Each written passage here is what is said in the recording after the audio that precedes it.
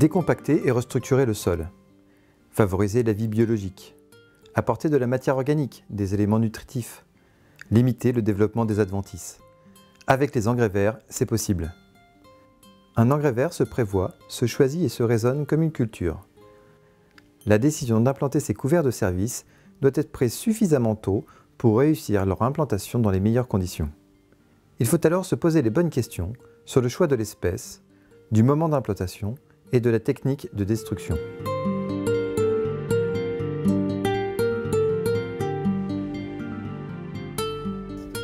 Depuis 4 années, on a mis en place un réseau ferme défi éco-phyto dans des fermes de viticulture.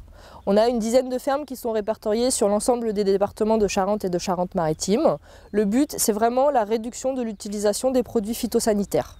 On a mis en place différents leviers sur les exploitations et en fait, au bout de ces 4 années, on a pu montrer que les exploitations avaient vraiment diminué l'utilisation des intrants phytosanitaires. Et chose importante, c'est qu'elles ont aussi maintenu leur niveau de production. Le but maintenant, ce serait de trouver des alternatives aux produits phytosanitaires. Et en fait, au niveau des alternatives, on a les solutions de biocontrôle, on a aussi tout le matériel, donc tout ce qui va être agroéquipement. Et en dernier point, on a aussi tout ce qui va être agroécologie. Donc aujourd'hui, la Chambre d'agriculture organise une journée technique sur le thème des couverts au service de la viticulture. En fait, cette journée technique, tous les viticulteurs de Charente et de Charente-Maritime sont invités pour découvrir les espèces qui peuvent être testées, pour découvrir aussi les résultats des premiers essais, échanger avec des viticulteurs qui pratiquent déjà cette technique et enfin voir du matériel en démonstration.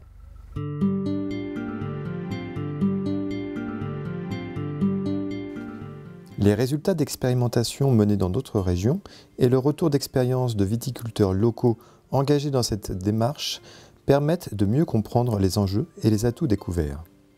Ce sont des économies d'engrais et un regain de biodiversité à court terme, comme une amélioration de la vie du sol et de sa matière organique à plus long terme.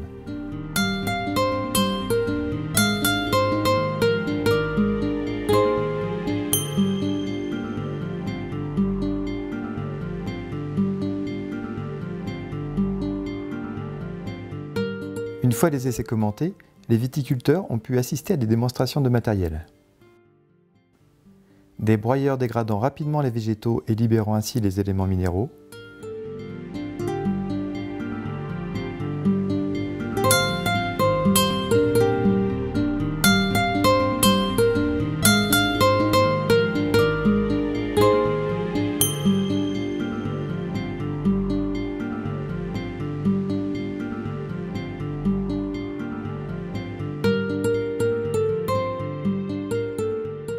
Des rouleaux hacheurs nécessitant une biomasse importante pour former un mulch, mais qui dégradent plus lentement les couverts et maintiennent de l'humidité.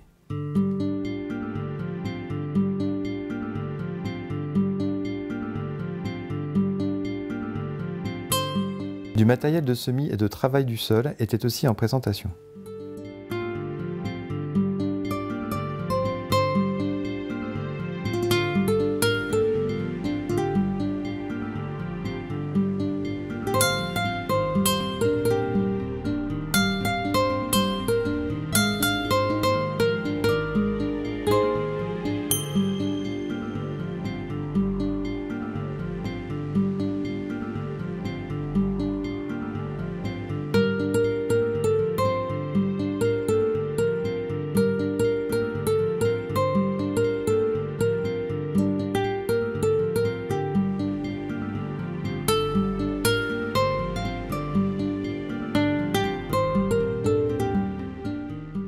Cette première journée technique sur les couverts végétaux en viticulture permet de tirer certains enseignements.